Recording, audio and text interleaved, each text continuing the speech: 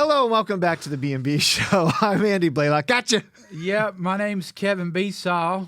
B&B Show. Why wasn't that the K&K show? Kevin and Kyle. Kyle and Kevin. Nobody calls you Kyle, dude. I had two people call me that. Only when your wife gets upset. Or Drew. Or Drewski. Uber Drew. Or Uber Drewski. Get it right. Yes. Andy talks with me. Andy walks with me. He did that in the last show. I know. I haven't got over it yet. I hate you so much. I know you do. That's what you get. We have a new guest today. We have two. We have a mystery guest behind the scenes. Yeah. Very exciting. But they will remain nameless. But we also have a new guest with us today. I want to dedicate this show today to Miss Christy for giving us this wonderful gift. Do you know what this is? Better than FSU. Yes, exactly. Sorry, Christy. That was for you. Ouch. It's a chain chomp. This thing eats this thing. Actually, this thing eats like those guys back there. So I love this guy. Andy, they're not real. No, they are. I've seen them. When I was a Bro, child. yeah, bad pizza or something. I don't know what you saw. After you came to visit, I started seeing things. Because I ate all the good pizza. Yeah, exactly. Yeah, it's chain chomp. Love them. Speaking of being children, eventually, when we become men, we put away childish things, which clearly we do not. But we're supposed to grow up. This is all you. You should bring all your gator helmets. Gator helmets. Oh, so do you think that's more mature? Football Your tiny teaches little- good American values. Well, maybe 10 years ago. Yeah, taking people's land. What it taught me today, Got him. sparing no quarter. It teaches me to basically jump into other people's huddles, steal other people's headsets, deflate balls, and What are we talking about today? about the NFL and how it is a sham. No, just kidding. Oh, Let's man. talk about the NBA. No. Let's talk about why LeBron is better than Michael Jordan in every conceivable way. You're going to trigger people. I'm kidding, but that is not the official stance of Andy Blalock or the B&B Show, just so you know. Or Kevin B. Saw. You're going to trigger people because it's now been 7 minutes and we're not talking about our topic. You're welcome. That's what you do. It's called a rat-tat-tat. Rat-tat-tat. A rat-tat-tat. It's back and forth. They love this stuff. That's what If I've not, heard. they just scrub it. It's They interesting. say they like it. I don't know Some people why. have come up to me, people that I really don't know. Hey, I watched it. I'm like, Yeah, all right. Who are you people? I saw a guy in Walmart in Stewart. What? A guy in Walmart. Now, to be fair, I'm not going to give his name, but we're friends. He knows who he is, probably. But yeah, he probably knows who he is. He goes, "Hey, are you Kevin?" I'm like, "Who's asking?" And he said, "Oh, I used to go to Beacon." Do I owe you money? Yeah, do I? Probably. But it was fun, and people watch it. Wow. They watch Jeff, it. I'm moving this. I'm sorry. Don't judge me. There we go. Is that better? I don't know. Probably. He's gonna kill. I probably just ruined everything. Well, I keep going. I keep leaning like this. Really? I can't do that. What are we talking about? I have no idea. No, it's a new year. It's a new day. It's a new life for me. I'm feeling good. Don't sing it. Sorry. We'll get copyrighted. That's true. Yeah, right. Michael Bublé will come down and kill us. So, anyway, it's a new year, and people reflect on a lot of things like personal growth. You ever heard that term? Yeah. Personal growth. I always grow during the holidays. Yeah, right. And you just keep going. Not going to stop. Can't stop, won't stop. Yep. But one thing I think that it gets discounted a lot in the Christian life, Brother Kevin, is that growth is often, number one, painful. And number two, it's provided. And what I mean by that is we always think personal growth is up to us. Like, I'm going to lose this weight.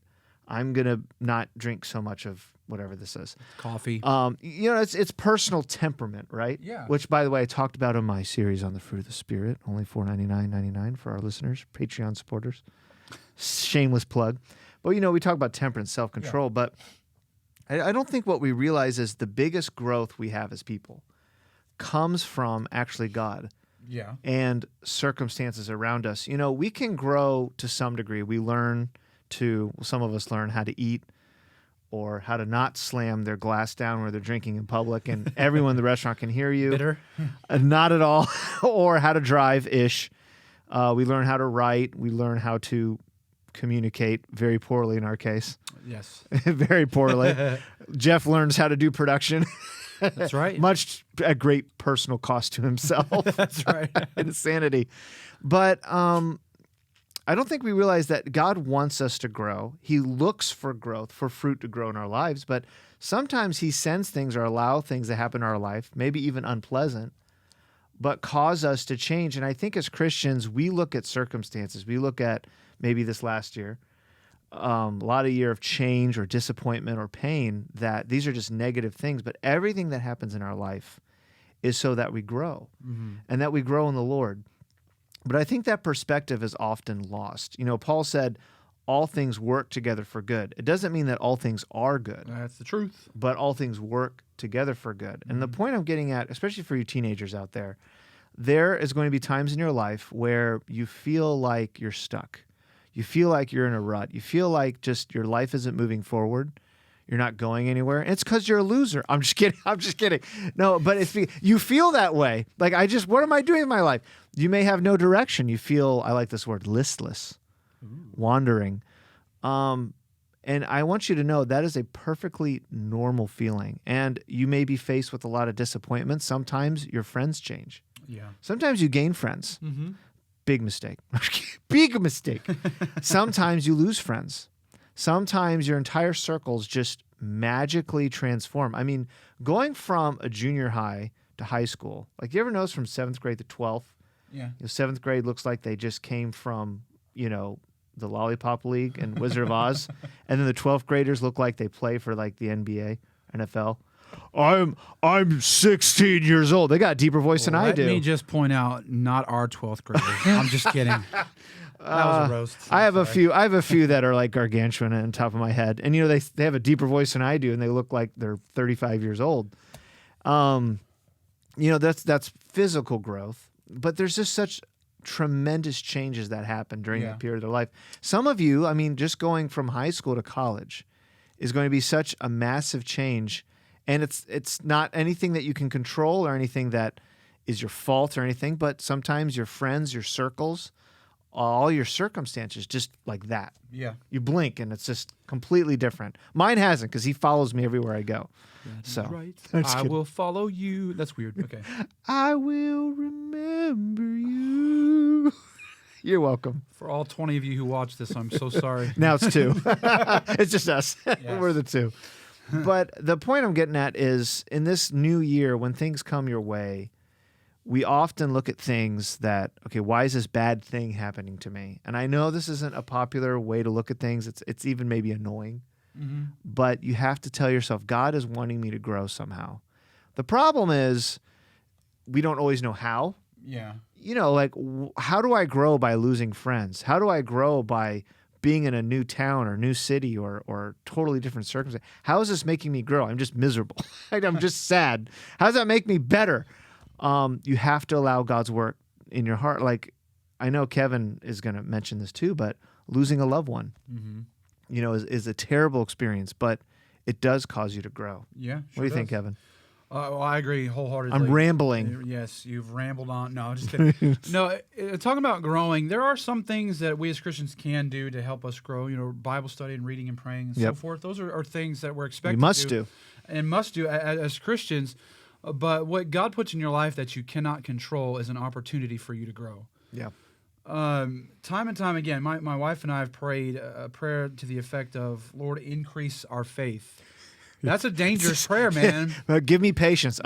God is going to answer that prayer when you want it to increase the faith. Well, he's going to send things in your way that are going to increase your faith. Yeah. It's a muscle that has to be worked out. Yep. Growth, it requires exercise. It requires using, muscles in particular. You have to use the muscles for them to grow. And tear them apart. Tear them apart. That's right. And God puts circumstances in our way that we cannot control for our personal growth. Yeah. And it's an opportunity. I read a quote the other day, Brother Andy, and I love it. Those who leave everything in God's hand eventually see God's hand in everything. Ooh. Boom. Goes the diamond. Boom. Shock. That's good. Yeah. Close the video. And here's what close the video, right. In your personal growth, there are things that are going to happen in your life that you're not going to understand or get, but it's an opportunity for you to exercise faith in the sovereignty of God, that he knows what he's doing. Andy quoted my favorite verse just a minute ago, and we know all things work together for good to them that love God or are called according to his purpose. You know what God's doing?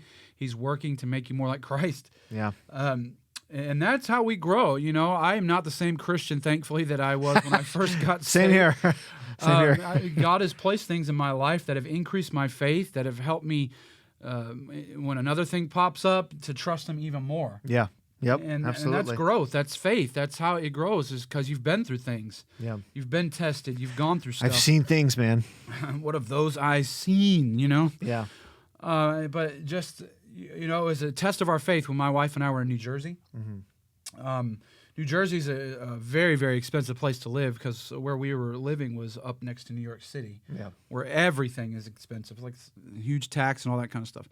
And so we were just getting married, and we're trying to find a place to live, and and the only thing we could find that fit our budget was like this rickety-dink closet of a studio apartment. Oh dear. For $1,000 plus a month. Aren't you glad you married me? Aren't you glad you married me for my You can looks? only 'Cause flush it's definitely twice not a the day. money. But here's what I'm saying. We knew the Lord wanted us to be there for that time. Yeah. And so that means where God wills, he pays the bills. Here's an opportunity for us to grow by trusting God to provide. And he did. Right.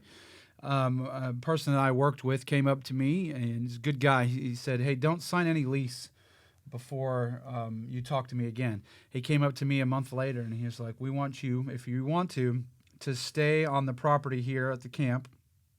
And he goes, at a greatly reduced rent. Woo! And it was not a studio apartment. It was 2 bedrooms. And what I'm saying is we knew the Lord wanted us to stay there, but the Right. Lord provided that way. And now I look back, time and time again, God has stepped in when I've doubted him even sometimes. Oh, yeah, same here. And, if you fall, I will catch you type of thing. Did we ever think we were going to get married? I didn't. I didn't think you were going to get married either, no. Likewise. Where did you dig up that old fossil? Oh, man. But, circumstances are definitely time to grow. So look at it as that. Yeah. You don't look at it as, oh, no, this is so unfortunate, this is terrible. And some circumstances might come in your life that are terrible, but there's always a room to grow in those circumstances. Yeah. It's okay to be disappointed, but don't be detracted. Don't be defeated. There's a difference between being disappointed and being defeated. Get it, boy. That's an Andy original. Yes, alliterated. Because what happens is when people are disappointed, that's when they quit. That's when well, it's not worth it. Well, the thing that I didn't want happened, or the thing I wanted didn't get, or whatever. Did you get all that? Write that down. Every word. Lucas just took his notebook and just threw it in the air. Like, that didn't make any sense. No, he didn't. You're welcome. He just goes, what? Yeah, what? Larry just turns it off. Yeah. You're welcome. Yeah, but a lot of Christians, even mature Christians, been saved a long time. They get derailed, and then they're just defeated. They just throw in the towel because life didn't go exactly. They were derailed. They were were distracted. And then they were defeated. Ooh. They were discouraged. They were disavowed. Does that make sense? No. And now I'm dizzy. Dizzy. And we're just about done. And now I'm dismayed. Oh, that's good. And you're deceptive because we're not almost done. Oh, that's true. No, but seriously, when it comes to this new year, there's going to be. We talked about detours. Remember that? Yeah. Yeah. Do you remember that? 2020 was a detour. It's a big fat, like the whole world, like you're not going this way. You're going this way. Our special guest is about to take a nap, I think. I think so too. I see the eyes are starting to close. It's time to take a nap now. Sorry. Yes. And I really want to impress on them today that just because things change doesn't mean that they're bad.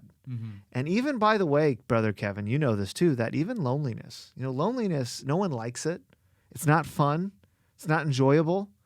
And really, you would think it's not necessary, but even in loneliness, even in times of seeming separation or solitude, that's when God can do his best work. In fact, many times, the great men and women of the Bible is when God had them alone. Yeah. That's when he did his great. Moses, Elijah, whining, wanted to die. Peter, Saul on the road. I don't hesitate to say, even in my own Christian life, the greatest times I've had in my Christian life are the times when it's been me and God. Yep.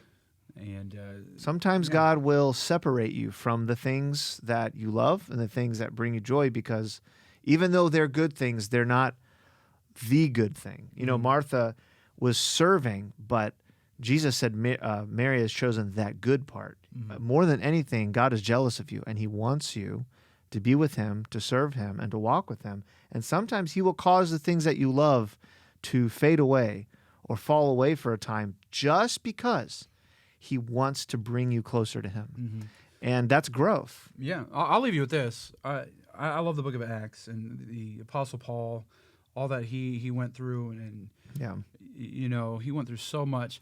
And in Acts chapter 27, he goes through a shipwreck off the island of Mileta.